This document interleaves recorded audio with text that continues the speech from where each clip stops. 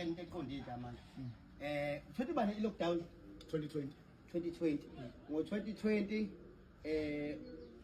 kwaba ne-lockdown izwe lavaleka abantu amaphosa ufa abantu ayisepho esingalapheki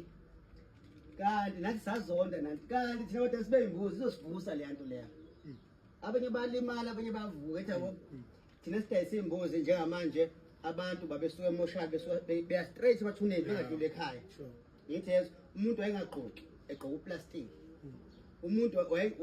wayengaboni umuntu njengamanje isiyabuye lento lena sethi umuntu uyashisa lo plastic ufuna imbuzi ucela ukudlula ekhaya imbuzi ucela ukuthi akangenile emndenini ngoba agqokile imbuzi yes omunye ucela ukuya ekhaya eyozinhlambuluko ngoba lento yayijuma phela ungakaxolisi kubani uthi juqu